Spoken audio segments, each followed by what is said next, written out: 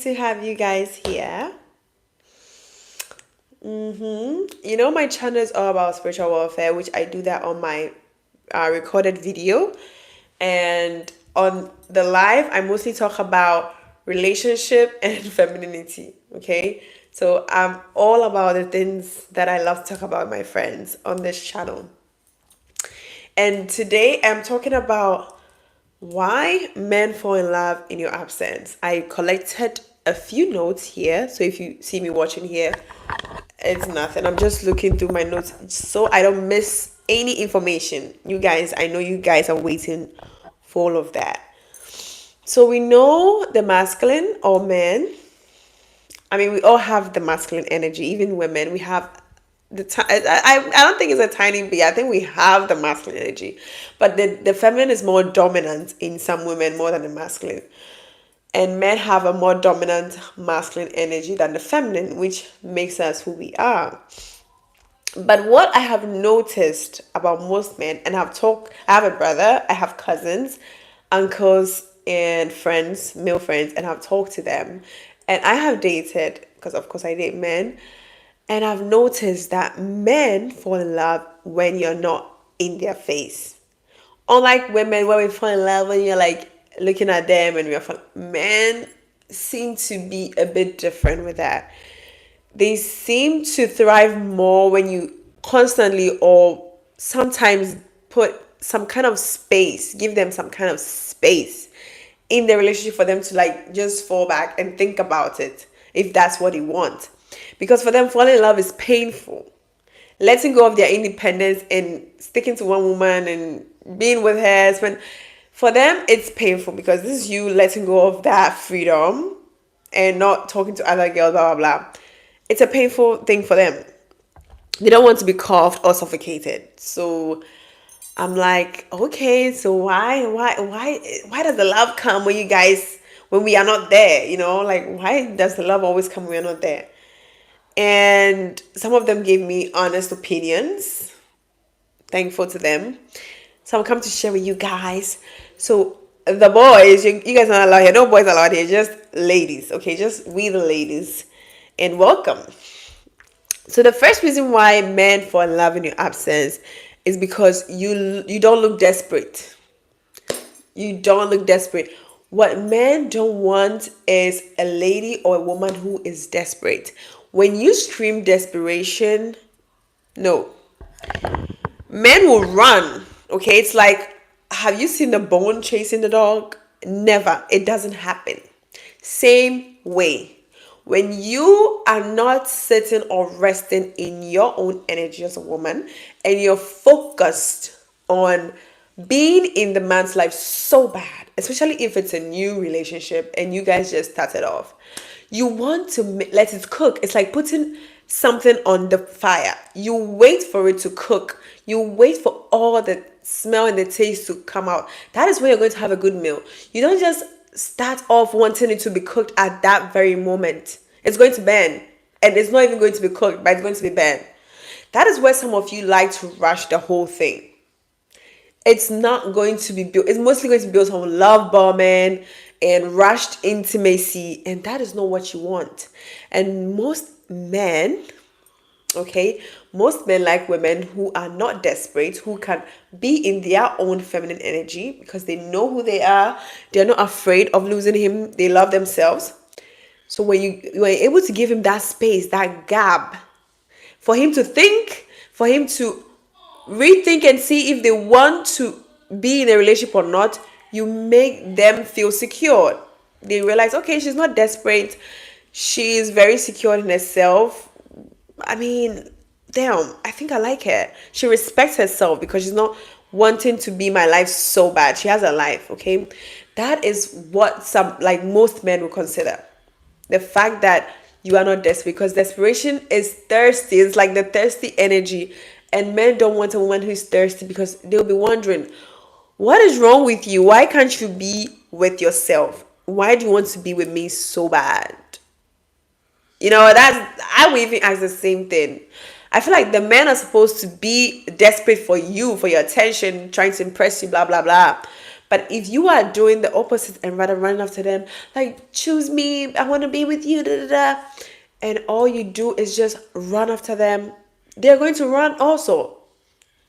They're going to run right behind, no, before you. So just respect yourself enough to not be desperate. And the second reason why is because you come off nonchalant and selfish. Okay, I know some of you would say that, oh, I'm selfish. That is not a good thing. Being selfish, in our generation, we've really defined it in a way which sounds like it's a bad thing. It's not a bad thing. It's not a bad thing to put yourself first. What is bad about that? Even in the airplane, they always tell you before anything, put the max on you first, even before your child.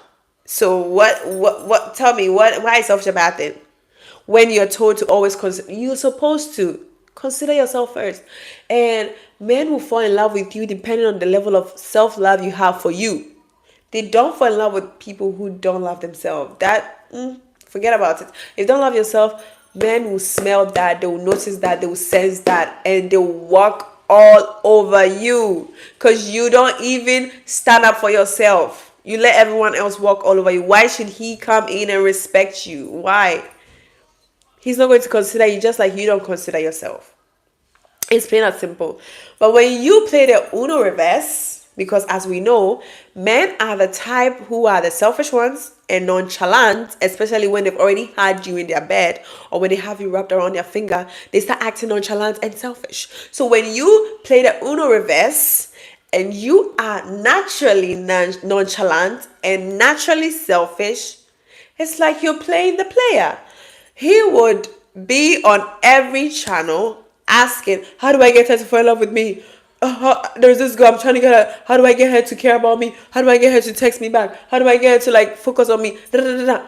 Now they will start wanting to know how to get you to like them because you are playing the game so well.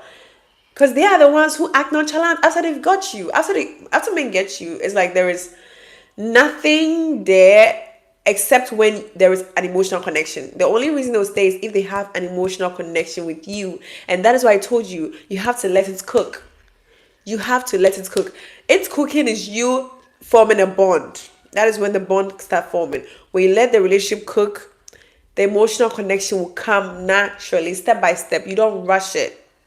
You are not a man. When you're trying to rush things, that's masculine. That is very masculine. That's ickes, okay? That's ickes.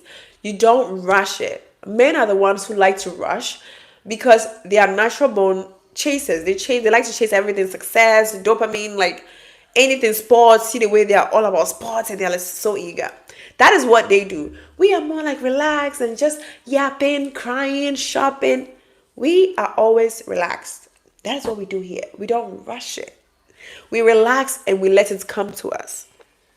So being nonchalant and selfish will get the man on his toes. He's going to be nervous because he's trying to figure you out. He's trying to get you in his bed. He's trying to work these tricks. It's not working. It's not working. Like, she's nonchalant. She doesn't care about me. She puts herself first. How do I get her to be wrapped around my fingers? That is what he'll be thinking. So you're always keeping him on his tippy toes. He can't rest. And that is you, at this point, you start stressing him. Okay, that's the time where he gets stressed. And when you stress them, that is when they bond with you. That is when the bond starts. The way you stress him and the level of stress you give him will be the level of bondage you have with him emotionally. And there you have him. Exactly where he's supposed to be. In love. In your absence. Even when you're not there and you don't, especially when you guys are like separated, maybe you live in a different place. He'll be thinking about you. What's she doing? What's she up to? She hasn't texted me. Like, really? Like, other girls will wake up and text me good morning. She doesn't even care. Okay, let me text her. Let me do this. Let me blah, blah, before someone snatches her away from me. He's on his tippy toes. He's trying to get your attention because he has the attention of other women. In fact, other women are trying to get his attention. You are not. You are a standout in his mind. And that is exactly where you want him. And why men fall in love in your absence also can be because you seem to have a life. Oh my God, I have no water here. I'm about to die. When you seem to have a life, you look very interesting. You're a very interesting woman. You come off very interesting. You come off like you have everything put together. It's like you have your career, you have your family, you have your friends, you have your hobbies. He's not the center of your life. I know I had this like thing going on about the centering man. We don't have to make it like a campaign. We are supposed to know this. And I get it. Society raised women to put everyone's need and everyone, your dad, your brothers, your boyfriend, your husband, before you. And that is the opposite. That is not how we're supposed to be. We are not supposed to be stressed about other people, because that would take you off balance of your energy. We are supposed to be in sync with our cycle, with our mood, with our hormones. Like, we go through a lot of changes. How can you handle everybody else's stress as a woman? That is too much. And then society is like, oh, yeah, women are supposed to take care of the house, take care of the kids, work, pay bills, sleep bills, da da da. So at the same time, satisfy your husband, blah, blah, blah. You're supposed to be everything as one person. And I don't think that's the way to go. I don't believe in that. It's BS. To me, it's BS. Women should do whatever they want.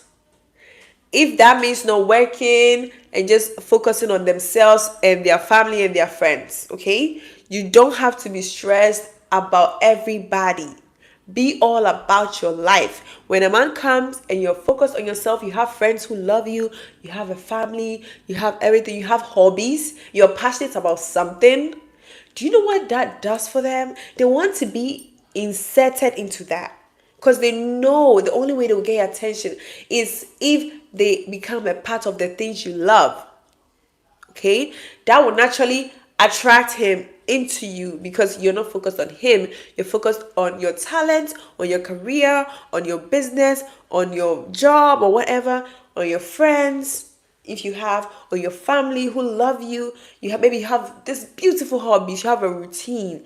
Men will try to always work with your schedule, on your schedule, because you are high value. You seem like you have your life together. It doesn't come often.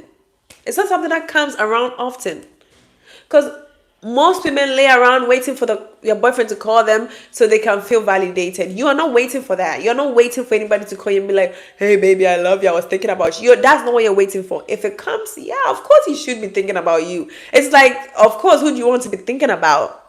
You're not seeking his validation. It's a must. It's a must. It's not like you're waiting for him to be like, oh my God, you just made my day, before you feel like you have some energy. You're not trying to wait for the man to gain that energy to go and do what you have to do. You're already doing it. And if he comes and he adds value as he should, then that is it. You are not waiting for him to add value to you, because you're already valuable. And he needs you, don't need him. Hallelujah. I'm preaching, okay? Oh, hi to everyone who has commented. I'm so focused on what I'm doing. So thank you guys all for the comments.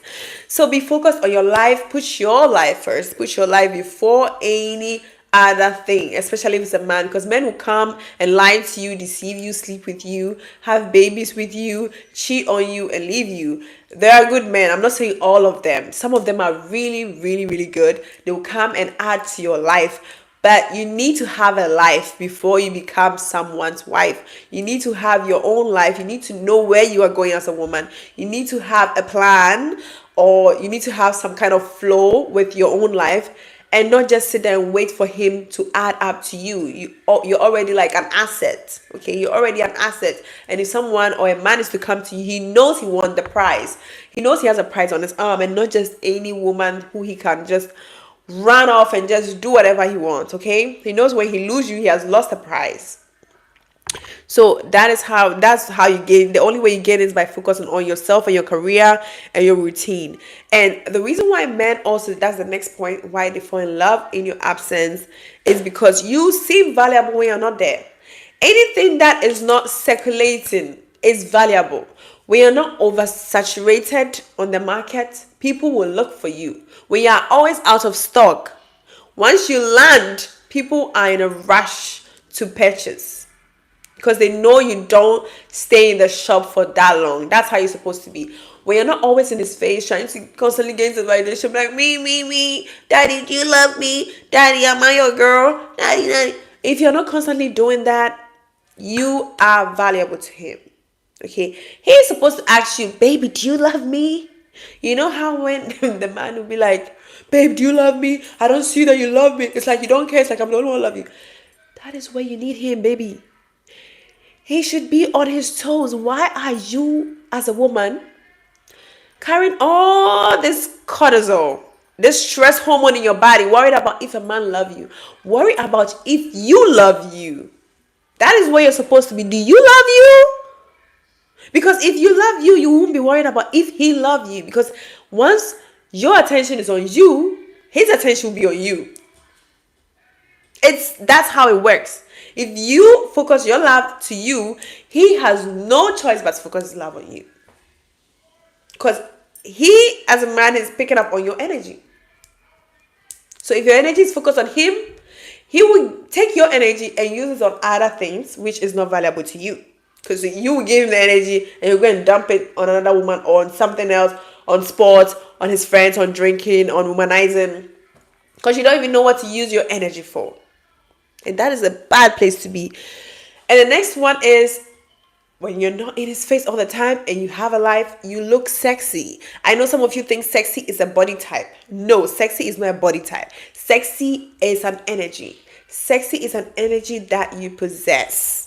Okay, it's not a body type. It's not the way you smile or how you flirt, which is a seduction and not sexy. Okay, the way you carry yourself or the way you flirt, the way you walk is seduction. It's not necessarily sexy. What is sexy? The last time, I think yesterday, I was talking about that. What is sexy? I was asking myself, what is considered sexy? And then I realized, a woman who is sexy is a woman who is very comfortable in herself. She's very comfortable in her skin. She's very comfortable with who she is. It's not like she doesn't have insecurities. It's like she accepts it. She accepts the fact that she's this and she, like she knows who she is, right? And you trying to bring her down wouldn't work. Because she has already seen her flaws, noticed them, and poured into those flaws and loved that. And has already she's in love with every aspect of herself. So she's not really scared of you leaving her or acting nonchalant towards her. Because she's very secure in herself. Hello from Turkey. Hi, Natsa. Hi.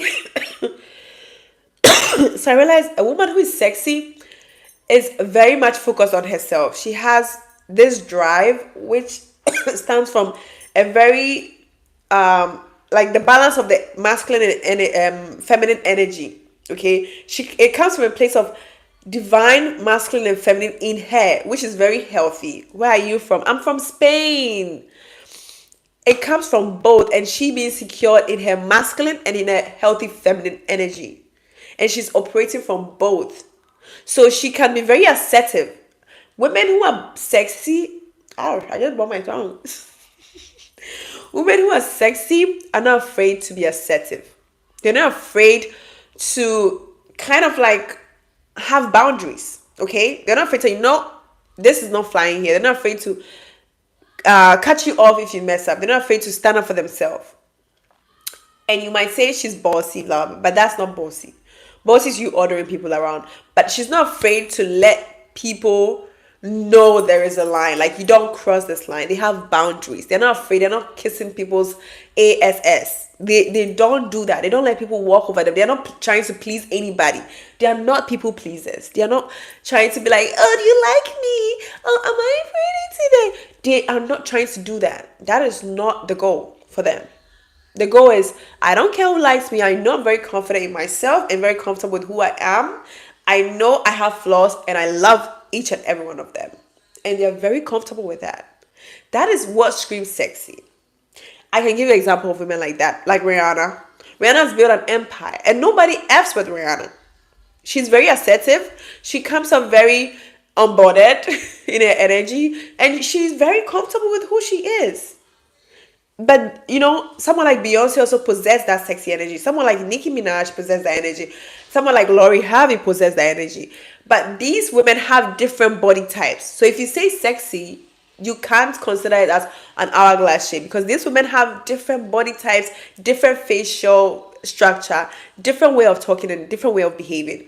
It's they possessing that you can't F with me energy. I will cut you off in a heartbeat if you do the exact thing I told you not to do. They're not afraid to lose you. They're not afraid to walk away. That is the masculine. That's the healthy masculine they have. They're not afraid to just walk away from cheaters, walk away from people who don't respect them or who don't consider them, who don't respect their boundaries. And they have standard. They have standard. That's why they always have these men wrapped around them. It's like, if you're not willing to be the man that you know you're supposed to be, then get off my face. Like, leave. That is sexy. And always trying to be in his face and you consider yourself all the time makes a man see you and hold you in this high esteem, like, oh my god, she's so hot, she's so sexy, because she's all about herself. Thank you. And another reason why men, or the ways men fall in love with you in your absence, is they know you value yourself. Of course, everyone who values his or herself will always be loved by his partner. I feel like you value yourself is not even something you should negotiate. You don't negotiate your value with anybody. Don't give yourself to anybody who doesn't value you. That is a no-no. Rather be single.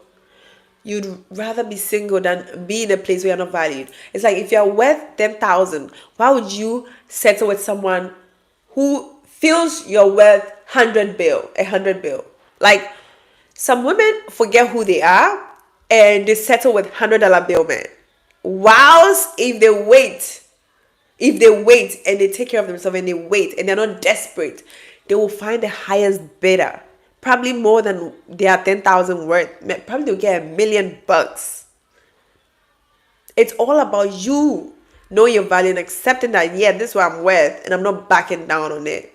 And regardless of who comes by, who doesn't need that, you let them go. Because the right person will come and they'll even bargain on your, they won't even bargain. They'll be like, baby, you know what? You said 10,000, I'm making $1 million, okay?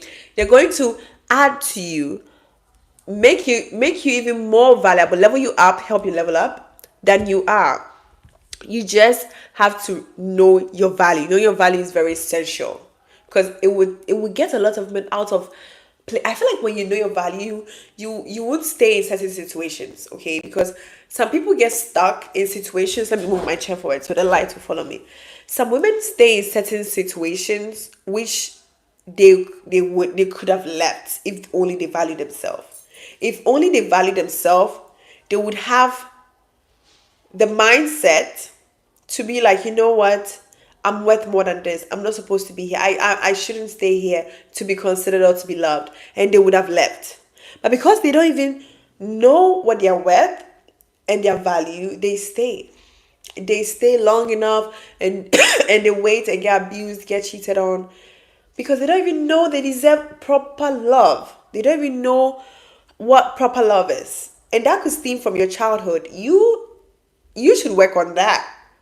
The man is not the one going to change you, or his love is not going to heal you if you haven't healed some deep-seated wound from your childhood. If you realize that you tolerate a lot of BS from men, maybe abuse, maybe insults, like all this emotional abandonment, and you have all of that, take your time out of the dating scene and heal yourself before you consider yourself as someone's girlfriend. Because when men realize that there is this insecurity in you, there is something in you that needs to be healed and you haven't healed it, they will use it against you, and they will take that opportunity to abuse you, use you, like do so many crazy things to you, okay?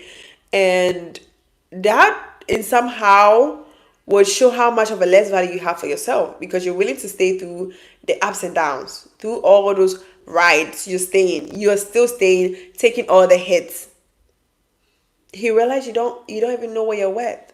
You have no value for yourself, and you don't want to be in that spot, okay? And another point is, When men realize that you don't tolerate BS and you have a standard to you, even when you're not there, they fall in love. They fall in love with women like that. I've noticed that women who men have a little bit of fear of, like they fear them just a not too much, like no. But they're like, oh, let me ask my wife before I do this. Oh, I have to talk to my wife first. Oh, if my wife sees this, going to be pissed. Those kind of men who talk like that, they have this kind of like respect mixed with a little bit of like huge respect mixed with a little bit of fear because they know who their woman is. She stands on business. Okay, she stands on business. She's not afraid to be. She's not afraid to be wild, to be woman, to be just to be woman. She's not afraid to be a woman. Because who says the feminine or woman is all about being sweet and being kind and being no, being a woman, as women as we know, just like the ocean, she's deep, she's wild, she can be quiet, but when when it's time to be wild, she can't be wild. She can't be all of that. She can't be untamed. You just being all of that and not kind of like acting in a way like you don't want to lose him, so you act a certain kind of way just to keep him, you're going to lose him. In order to have a man, I always say this, you have to risk losing one. So women like that, they don't tolerate less, they don't tolerate BS from men. They stand on business. When he does something that needs correction or that needs for her to speak up, she does. If it's time for asserting herself, she does. She's not afraid to let the father figure in her and the mother figure in her to operate at the same time. One time there was this guy that someone introduced us, right? So this his auntie introduced us because, oh, I have this nephew and he's really da da da. And I'm like, okay, that's cool. I'll talk to him because his nephew saw my picture and he's like, he likes me. He wants to get to know me. I'm like, cool. So he studied for engineering and he's going to be an engineer. I think he's done with school now. So I started talking to this guy. He seemed like a nice person. We were getting along fine. And we went on our first date. And I realized a red flag. He showed up without any gift. So I was like, okay. See me for the first time. He just came empty-handed. I don't know if that's cute.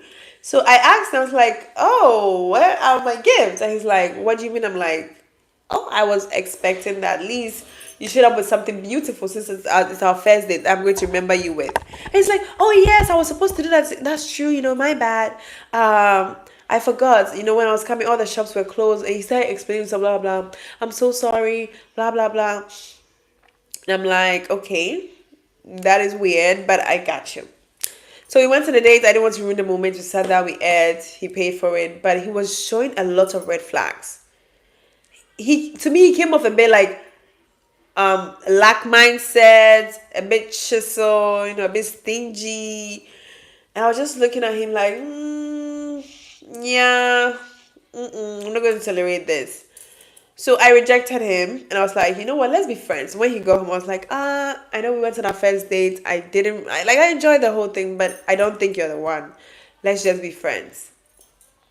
Me and him were just talking as friends.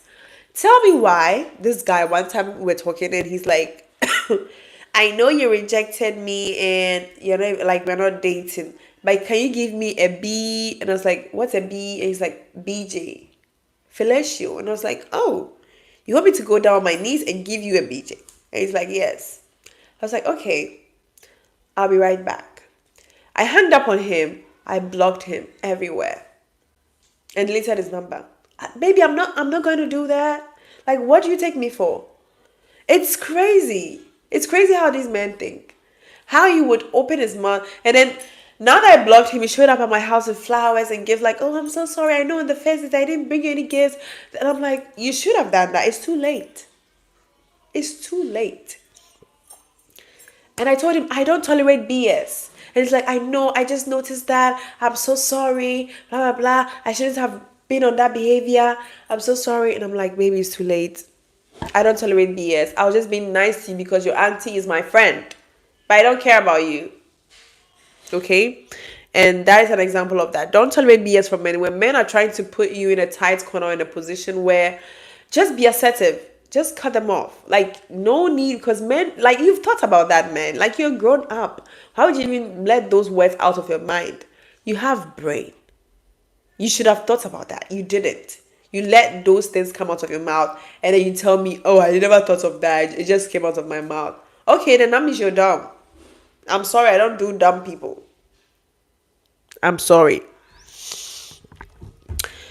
And the last one is, since you are not always in his face, you stress him. And that makes him release the vasopressin, that hormones that bonds you guys, that love hormone. Okay, that's a hormone, that stress hormone makes men bond with you. Since you're not always there, you make him work harder. He is going to release the vasopressin. And you need that vasopressin, because once he's stressed, the love will come. Stressing him. Look, some women are like, I want to be his peace. Don't be his peace. Why are you trying to be his peace? You only be his peace after he has fallen in love with you. If he's not yet your man, why are you being his peace? Why are you trying to be the nice girl? From the beginning, there is no niceness. From the beginning, that's where you need to go in hard. That's where you need to set the pace. The beginning with men, it's like training a dog. You set the pace of how you want that dog to act from the beginning. Once he's your dog, once he's your guy, once he's your man, now you can be his peace. Okay, now you can lovey-dovey him and reward him when he does something good. But from the beginning, when he hasn't earned that lovey-dovey spot, don't try to be lovey-dovey. Throw that out the window. From the beginning, it's you keeping him in check. It's you being disciplined with yourself so that he will stay on his toes. And you stressing him from the beginning is a good thing, because now he's on his toes, now he's stressed, now vasopressin is being released. And the more vasopressin is released, the more he's bonding with you, the more he's in love with you. Okay? So don't be afraid to give men distance. Don't cough him. Don't suffocate him. Don't try to be all up on him. That is not how he's going to be in love with you. You trying to be all up in his face and like trying to cuddle up under him from the beginning. From the beginning especially, is not going to make him love you. Give him the space. Allow it to cook. Let it cook, okay? Let it cook, and give him space to think and decide, so that he can decide if he's going to fall in love with you. Because for them, like I told you, fall in love is pain. And if you keep pushing and want him to be with you, it will do the opposite of whatever your intention is. You might have good intention. You might have good intention of wanting to fall in love, but since you're pressing and you're pushing, he feels you're insecure and he feels like you need something from him. And maybe he doesn't know you yet, he's not in love with you yet, so he can't give you anything apart from sex. He's going to sleep with you and dip. And that's when you're going to come in and be like, oh, he ghosted me. Why did he ghost me? Because there was no vasopressin. There was no bond between you guys. You guys had no bond. It was just boom, badaya, out the window. Because you were pressing. You were pressing him to be your man or be who you wanted him to be. And that was not his intention. Maybe he came with the intention of loving you, but he realized you're so, like, this deep insecurity that he can't stay around for. You didn't let it cook. So yeah, I hope you guys enjoy this. Let me see who else. Okay, beautiful girl. Hi. Beautiful girl, thank you. You know hablas inglés. You know habla inglés. This Spanish is weird. I speak English, okay? Doctor, hi. Someone said he's from Turkey. Hi. Okay, so that was a live chat. And I think I'm going to, hold on. Oh, I had to put on retouch, but I'm pretty anyway. I didn't have the retouch on. Okay, guys, so that is all I have for this video. If you want to go back and watch everything once the live has ended, I am going to post it, leave it there, and you can watch it and find out how or why men fall in love in your absence. The absence is really necessary. The space is really necessary for the love to grow. If there is no space, the love is going to look like you're pushing. It's going to look like it's a pull and push. And since there is no vasopressin between you guys or no bonding hormones between you guys, it's going to be hard for it to come alive. So if you want that man to be in love with you, don't be afraid of the space, especially if he takes the space. This is the time you need to allow him to think about it, because he's thinking of losing his independence, which men value a lot because they love to spend time doing the things they love to do, which is spending time with their boys, games, just going out, meeting other people. They love that. So he has to take the time to think about it and be grateful, because if he's actually taking time to think about it, that means he's probably considering a relationship. Probably he's in a space where he wants that. So don't be scared, don't be afraid. Give it time, let it cook, okay? And thank you guys so much for coming on my live and watching. I'll see you guys in the next video.